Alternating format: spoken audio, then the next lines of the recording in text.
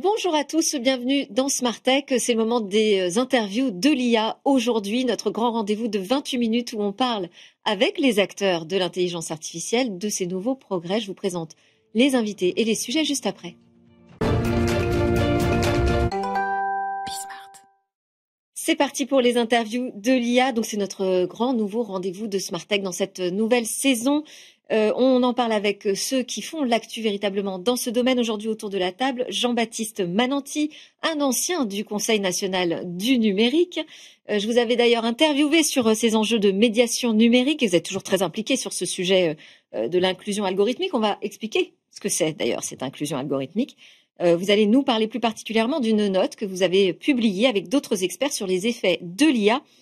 Quand j'ai résumé ça, mais c'est pour moi c'est le lien avec social, le lien social en fait qui est perturbé aujourd'hui avec l'IA et puis aussi toutes ces politiques sociales et de solidarité. À côté de vous, Pierre-Carl Langlais, bonjour. Bonjour. Vous êtes chercheur en IA, militant de longue date pour la science ouverte. Vous nous ferez découvrir vous le projet Pléias, que vous avez cofondé. Donc, pour le dire vite, c'est un laboratoire français spécialisé dans l'entraînement des modèles de raisonnement à partir d'un ensemble de données multilingues, absolument unique par son ampleur, mais aussi par son ouverture. Vous allez nous expliquer ça également. Juste après, Guillaume Avrin, notre autre invité. Bonjour Guillaume. Bonjour. On va commencer ensemble. Ancien coordonnateur national pour l'intelligence artificielle de la France. Donc, vous avez piloté cette stratégie de la France dans le domaine de l'IA, dans le cadre de France 2030, qui a mobilisé 1,5 milliard d'euros, quand même, il faut le rappeler, d'investissement public pour accélérer ce développement de l'intelligence artificielle en France et en Europe. Aujourd'hui, vous êtes le directeur du développement et des partenariats stratégiques chez Harlequin AI, start-up d'IA française, qui a été fondée très récemment, 2024, et qui développe une plateforme d'intelligence informationnelle, attention à ne pas confondre, qui est donc capable de cartographier, d'analyser, de comprendre tous ces flux d'informations qui nous entourent à une très grande échelle au service d'administrations publiques, mais aussi de grandes organisations privées. Dites-moi, Guillaume, c'est de la threat intelligence que fait Harlequin AI ? Oui, je pense que le sujet, c'est aujourd'hui, on parle énormément des risques associés aux modèles d'IA les plus avancés, ce qu'on appelle les risques NRBC, de construction automatique de virus informatiques ou biologiques avec l'IA. Mais le constat initial, et c'est un constat que je faisais déjà quand j'étais à la coordination nationale pour l'IA, c'est qu'en fait, il y a des risques qui sont déjà beaucoup plus immédiats, beaucoup plus présents, qui sont des risques associés à la désinformation, et la désinformation qui est accélérée par l'intelligence artificielle.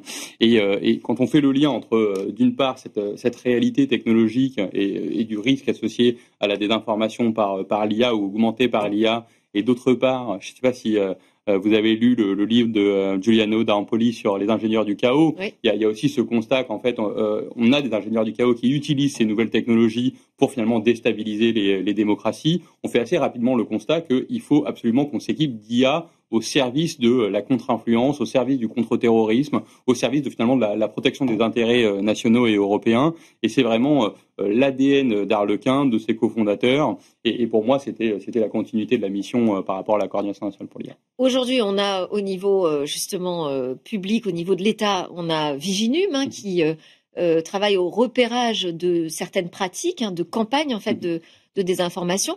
Du côté des organisations, il y a de plus en plus d'acteurs aussi qui travaillent sur cette threat intelligence. Mais pour vous, les enjeux sont tellement importants qu'on n'a pas encore mesuré la criticité au niveau des organisations pour s'emparer des bons outils. Oui, je pense que donc Viginum s'intéresse énormément dans ses missions à l'identification du qui c'est qui pousse des narratifs qui impactent négativement les intérêts nationaux. Et Harlequin AI, avec ses technologies, va plutôt dans l'analyse sémantique, c'est-à-dire quels sont ces narratifs, d'où viennent ces narratifs, est-ce que ces narratifs qui sont finalement poussés contre les intérêts de nos entreprises ou de nos administrations, est-ce que c'est les mêmes au Canada et au Mozambique? Est-ce qu'il y a un croisement possible entre ces narratifs? Et du coup, finalement, est-ce que c'est pas des groupes de personnes qui travaillent entre elles pour essayer d'attaquer, c'est des relais pour attaquer les intérêts nationaux? Donc, on a énormément d'échanges avec Viginum. Donc, Viginum s'intéresse au qui, vous vous intéressez au quoi? Au quoi, exactement. Et finalement, la combinaison des deux, ça permet d'avoir une bonne analyse de l'espace informationnel, de pouvoir naviguer efficacement. Viginum est très orienté, bien sûr, public. on travaille aussi pour des acteurs privés. On a un certain nombre de partenariats avec des grands groupes du CAC 40, avec aussi des fonds d'investissement, y compris en dehors de la France, au niveau européen.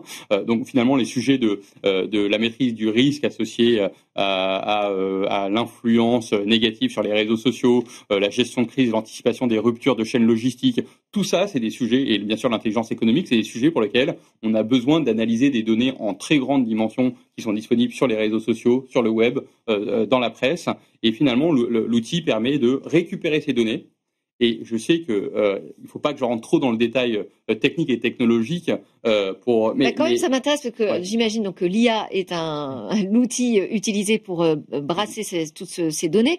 Mais quoi spécifiquement comme technologie d'IA? Et en fait, on a vraiment le pipeline Harlequin. C'est d'abord une IA non supervisée qui va structurer cette donnée en très grande dimension pour finalement faire un scan informationnel, une représentation de l'information telle qu'elle existe naturellement dans cet espace. Ensuite, il y a un savoir-faire unique d'Harlequin scientifique sur cette partie IA non supervisée. Et ensuite, il y a plutôt un savoir-faire d'ingénierie qui est comment on connecte les sorties de cette IA non supervisée avec des LLM pour finalement traduire en langage naturel pour l'analyste humain, pour le décideur humain, cette information, pour lui permettre de naviguer efficacement dans ces différentes données informationnelles. Et ensuite, on a une IA agentique qui va aller envoyer la bonne information à la bonne personne au bon moment, de manière à accélérer les chaînes de décision. Donc, c'est vraiment un pipeline complet sur cette il y a des responsables aujourd'hui de ces menaces au sein des grandes organisations? Oui, vous dites à la bonne personne, mais quelle est cette personne? Nos contacts dans les entités que j'évoquais tout à l'heure, ça va être typiquement la direction de la sécurité, la direction du marketing pour les enjeux d'intelligence économique et de competitive intelligence, la direction de la stratégie, parce qu'en fait, finalement, quand on est capable d'analyser des données en très grande dimension, on est aussi capable d'aller faire des recommandations extrêmement efficaces sur les orientations stratégiques à prendre pour le développement de l'activité, les directions de la communication, bien sûr, parce qu'il faut protéger l'image de marque. Je pense à l'industrie du luxe. La marque, l'image de la marque, ça représente plus de 60% de la valeur boursière de l'entreprise. Ouais. Donc, dès que la marque est attaquée par des narratifs hostiles, ça fait chuter en bourse ces valeurs, et donc il faut absolument les protéger et les équiper. Et ça prend la forme quoi, d'un dashboard, enfin d'un tableau de bord Il y a plusieurs parties. Il y a d'abord effectivement la partie en sortie de l'IA non supervisée, donc c'est en gros une représentation de l'espace informationnel sous forme de poupées russes, de dendrogrammes, de dashboard, où on a un certain nombre de visuels disponibles. Là, c'est pour que l'analyste puisse très efficacement, de manière visuelle, avoir une idée de comment est organisé l'espace informationnel sur le sujet qui l'intéresse. Ensuite, il y a la partie langage naturel qui est générée par le LLM, qui est sous forme de rapport. Il y a aussi un executive summary de 2 pages, de manière à aller très très vite dans l'accès à l'information. Il y a ce qu'on appelle Ask Harlequin, c'est une fonctionnalité plutôt de chatbot, mais qui va faire du RAG, pardon pour les expressions. Donc le RAG, ça va être une technologie qui permet d'aller récupérer dans une base de connaissances l'information qui nous intéresse. Sur laquelle en l'occurrence, la base de connaissances de l'organisation, voilà, pour c'est ça. se nourrir uniquement d'informations validées. Tout à fait. Et la force, c'est d'être capable de croiser les informations internes de l'entreprise avec justement les informations disponibles en ligne. Et ce qui est très important, c'est que le RAG, on le fait pas sur la donnée brute. Ce serait pas très intéressant. C'est le RAG classique. On le fait plutôt sur la sortie de l'IA non supervisée, c'est-à-dire une fois que les croisements, une fois que l'analyse est faite. Et donc là, on est hyper pertinent parce qu'on est capable de dire, de poser des questions du type dis-moi si les narratifs qui sont poussés par Trump sur l'AGI, par exemple, l'IA qui aurait un niveau d'intelligence qui serait égal à celui de l'être humain, finalement, c'est aligné avec les narratifs qui sont poussés par OpenAI en Europe. De manière à, et ce type de croisement d'informations, elle n'existe pas dans la donnée brute. Elle ne peut être obtenue que par le croisement de ces différentes bases de données et donc en sortie de l'IA non supervisée. Et peut-être un peu pour donner une image de ce qu'on fait, sans vouloir être trop long, c'est que l'IA non supervisée, c'est un peu la différence entre entendre et écouter. C'est-à-dire, on ne se contente pas d'entendre, on écoute ce qui est dit, on le comprend et on arrive à en avoir une représentation pertinente.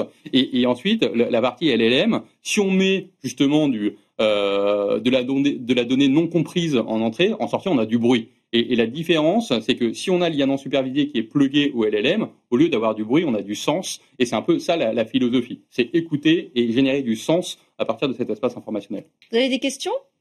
Vous découvrez le projet ou... Absolument. Ouais. Je pense que ça entre en résonance avec beaucoup de choses qui se font à l'échelle territoriale sur le besoin justement de saisir ces enjeux informationnels, que ce soit au sein des entreprises, des collectivités ou du grand public. Oui, elles ont besoin, mais est-ce qu'elles ont conscience aujourd'hui que ça fait partie des menaces, en fait, hein, cette menace informationnelle? Je ne sais pas si elle est vraiment très bien prise en compte. Moi, je participais à un événement de la Villa Numéris, justement, sur ce sujet, en sensibilisant le secteur privé. Et donc, les collectivités, en tout cas des organisations qui, a priori, se sentent pas forcément directement concernées par la menace informationnelle et qui pourtant le sont indirectement, avec des dégâts qui peuvent être très importants. Je sais pas, les collectivités, ça fait partie des contacts que vous avez? Eh ben, on a bien sûr des contacts, mais pas encore de clients, il me semble, à l'échelle régionale ou locale. On a par contre les gouvernements, c'est très clair. On a déjà comme client le gouvernement du Royaume-Uni, bien sûr le gouvernement français avec 2 ministères, et également on est en discussion très avancée avec l'Autriche, la Roumanie en particulier. Donc on voit qu'au niveau gouvernement, indépendamment justement des frontières ou des compétitions qui pourraient exister entre les acteurs de l'IA, le sujet de la désinformation, de la contre-influence est tellement important qu'en fait ça dépasse les frontières des différents États membres de l'UE et on arrive à bien collaborer ensemble. Et dans les ministères français, oui, c'est ministère des Affaires étrangères, par exemple. Et ben c'est ça qui est extraordinaire. Je me rappelle quand j'étais à la coordination nationale pour l'IA qu'on disait oui, les administrations publiques vont pas assez vite dans l'intégration, dans l'expérimentation des technologies d'intelligence artificielle. Maintenant, je suis passé de l'autre côté de la barrière et c'est incroyable la rapidité et la compréhension technologique du ministère des Affaires étrangères et du ministère de l'Intérieur en particulier sur ces sujets. Ils sont exactement dans la démarche dont on a besoin pour innover, c'est-à-dire qu'on va discuter, on va exprimer des besoins, on va tester des technologies innovantes sur des cas d'usage, et ça va hyper rapidement. Et donc les 2 que j'ai mentionnés, c'est bien sûr ceux avec lesquels on travaille déjà, mais en tout cas c'est impressionnant et c'est super. Bon, bonne nouvelle. Jean-Baptiste Mananti, donc fondateur de Viam Iveniam, qui est un cabinet de conseil en stratégie territoriale, spécialiste de ces enjeux territoriaux du numérique. Vous publiez avec Aurélie Jean et l'Institut Terram l'étude IA, inclusion algorithmique, un enjeu de cohésion sociale, économique et territoriale. Alors, juste un mot sur l'Institut Terram. Donc, c'est un groupe de réflexion multidisciplinaire qui est dédié à l'étude des territoires. Je voulais avoir une petite explication sur inclusion numérique. Qu'est-ce que ça veut dire? Inclusion algorithmique, vous voulez dire peut-être. Pardon. Oui, parce que numérique, on en a déjà parlé, j'ai bien compris. Algorithmique. Alors, cette notion d'algorithmique, elle vise à déjà s'inscrire dans le prolongement de l'inclusion numérique, donc il n'y a pas vraiment de confusion, mais elle vise à essayer on va dire comprendre un ensemble de dynamiques et de politiques qui pourront venir permettre à chacun un usage éclairé et capacitant, on va dire, des technologies algorithmiques et de l'intelligence artificielle. Donc on le structure autour de 4 dimensions. Capacitant, ça veut dire comprendre comment ça marche pour pouvoir s'en servir. C'est ça. L'idée, c'est en gros de réfléchir, alors en l'occurrence dans le cadre de cette étude à l'échelle territoriale, comment est-ce qu'on va pouvoir venir mettre l'intelligence artificielle au service de son territoire, de ses habitants, de son quotidien, plutôt que d'avoir un territoire et des habitants qui sont au service de l'intelligence artificielle. Parce qu'il y a ce risque. Parce qu'il y a ce risque. Comment il se manifeste? Alors, vous avez des exemples en tête? Oui, absolument. En fait, le développement des systèmes d'intelligence artificielle fait naître et renforce le risque d'une France à 2 vitesses quand on parle de technologie. Pourquoi? Parce que, vous le savez, l'intelligence artificielle s'entraîne, fonctionne sur de grands ensembles de données. Et quand ces grands ensembles de données sont, on va dire, essentiellement centraux, urbain, on va avoir un risque de marginalisation de tous ces espaces ruraux, périphériques, ultramarins, périurbains, qui ne rentrent pas dans cette norme et dans cette centralité. Oui. C'est un biais en fait inhérent. C'est exactement ça. C'est des biais d'entraînement, c'est des biais algorithmiques qui vont avoir des conséquences très concrètes en termes, par exemple, de maintien des stéréotypes à l'échelle territoriale. Pour vous donner un exemple, si vous allez sur un des grands modèles disponibles pour le public aujourd'hui et que vous lui demandez de créer une photo d'une femme bretonne, il y a de très fortes chances qu'il vous sorte une photo d'une personne âgée avec un costume traditionnel, la bigouden, etc. Ça, c'est une image stéréotypée. Donc, ça va être renforcé par tout ça. Et puis, il y a aussi un autre impact très concret qui est, je le disais, cette espèce d'invisibilisation de tout ce qui n'est pas au centre, de tout ce qui est à la marge, au sens premier, et donc de ce qui fait la spécificité de ces territoires. Et le résultat concret, c'est que localement, on va avoir des outils qui ne sont pas adaptés aux réalités territoriales.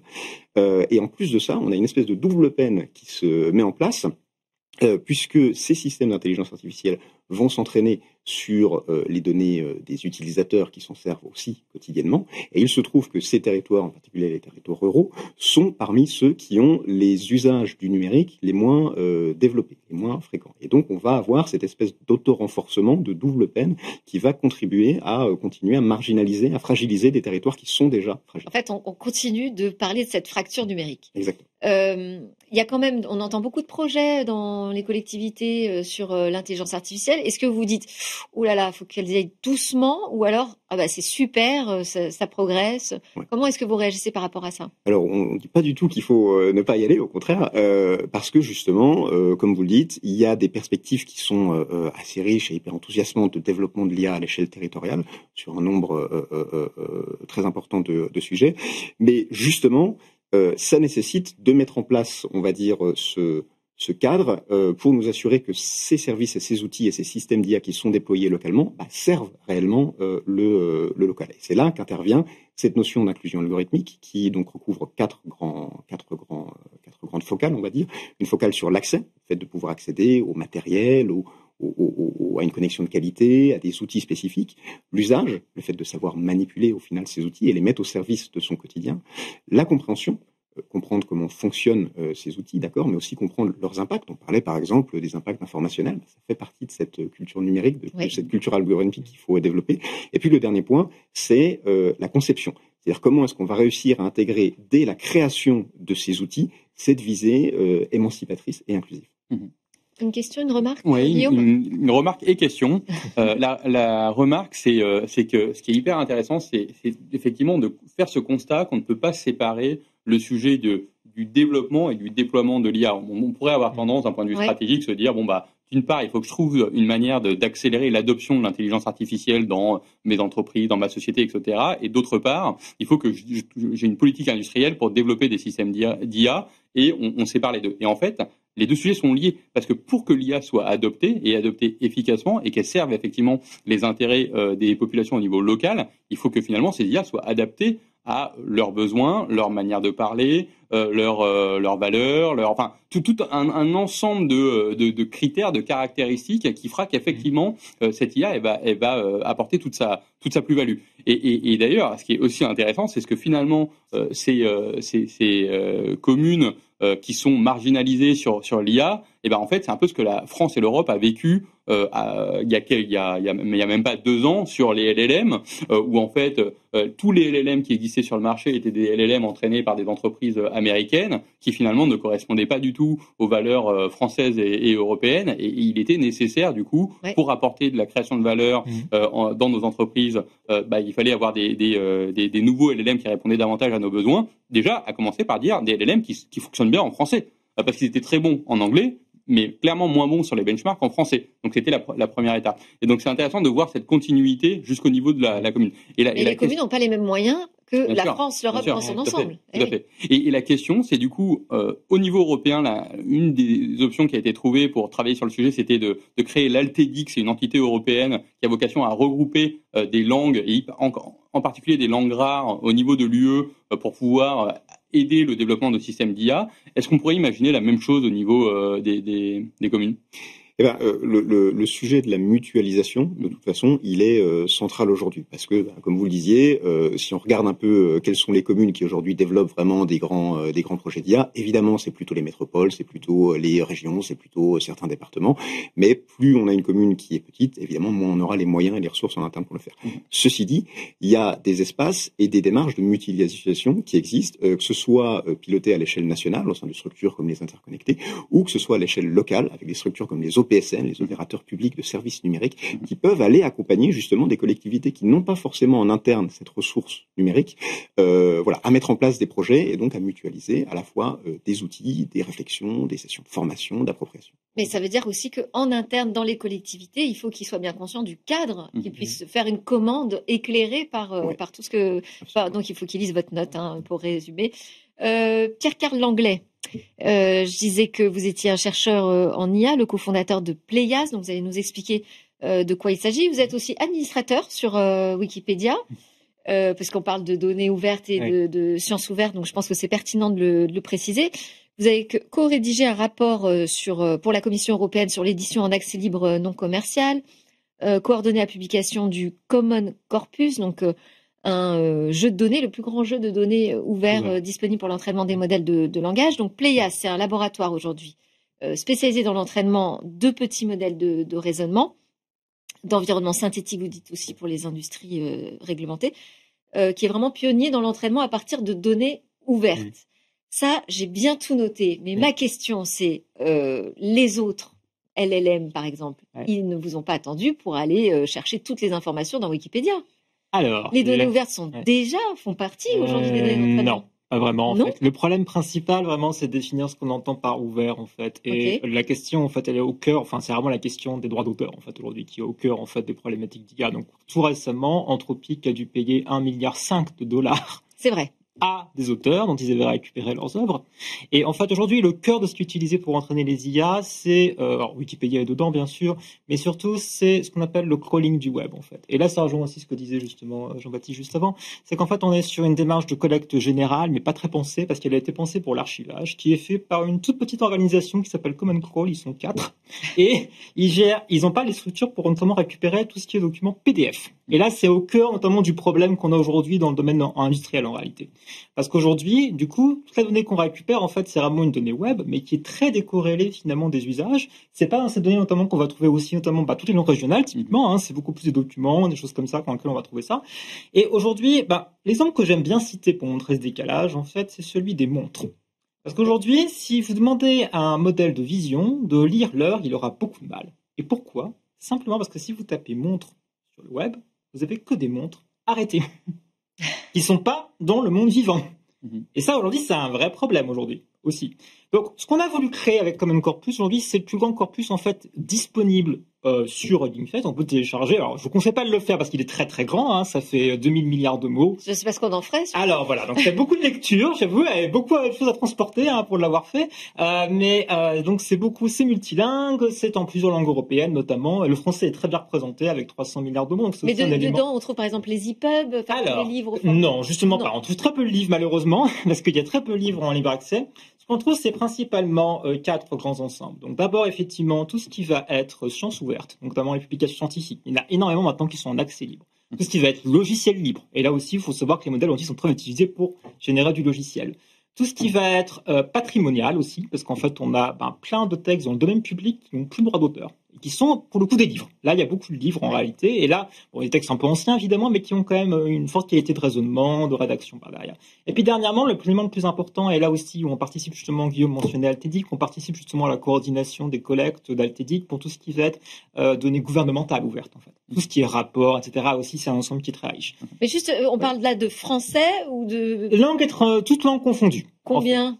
Au total, donc de langues représentées, il y en a environ 30 en Common Corpus. Et il en faudrait plus. Et là, aujourd'hui, on travaille notamment dans des projets de déploiement en Afrique. Et là, je rejoins notamment le constat qui était mentionné juste avant.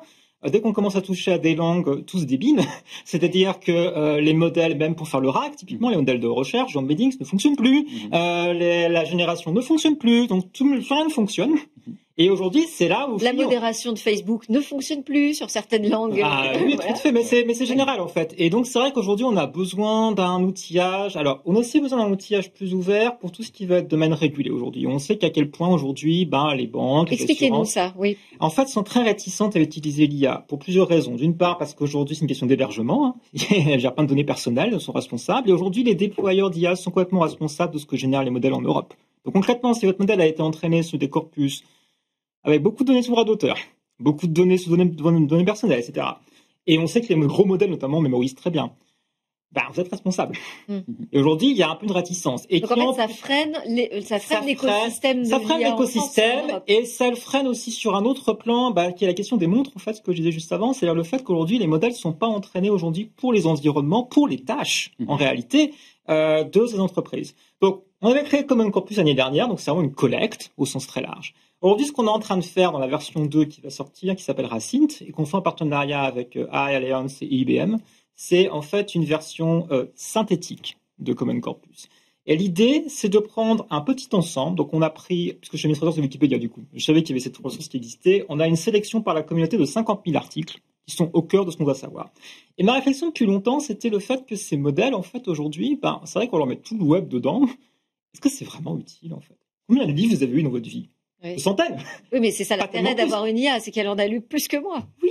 Mais en réalité, si on vise, et là, ce qui est intéressant, c'est est-ce qu'elle a lu les bons livres. Oui. Et en fait, il y a plein de livres qui vont pas être là ou qui vont pas être bien assimilés. Il y a plein de règles lorsqu'on voit en entreprise. En fait, on a plein de guidelines, de règles, de normes, etc. En banque, très simplement, on a plein aujourd'hui de représentations de données, en fait, pour les transferts bancaires, par exemple. Il n'y a pas de données ouvertes pour ça. Tout est de données personnelles. Ouais. Donc, en fait, il faut les inventer, ces données, il faut les écrire. Donc, on va utiliser des modèles de langue avec des contraintes pour générer, en fait, ce corpus à l'échelle, l'amplifier, faciliter sa mémorisation dans le modèle lui-même, c'est ce qu'on appelle un environnement synthétique. Et ça, aujourd'hui, c'est de plus en plus utilisé par les grands labs américains, par les grands labs chinois aussi, qui émergent très fortement depuis quelques mois, et pour les usages industriels. Donc là, on est vraiment sur le cœur de l'idée. Vous êtes dans un domaine qui est l'assurantiel. Et là, vous le faites pour justement des clients à l'international ou vraiment principalement européen. En fait, une partie de Pléias est en Allemagne, donc on a un laboratoire de recherche privé. On a une partie en Allemagne à l'université de Würzburg. Et donc, on travaille avec des acteurs principalement, effectivement, en Europe. D'accord, donc principalement sur des langues européennes. Sur des langues européennes, des secteurs régulés. Donc, on est principalement en médecine, beaucoup. On est en transport, on est dans la banque. C'est super, ça. Et il y a un vrai manque aujourd'hui, en fait. Ouais. OpenAI n'est pas suffisant. Ouais.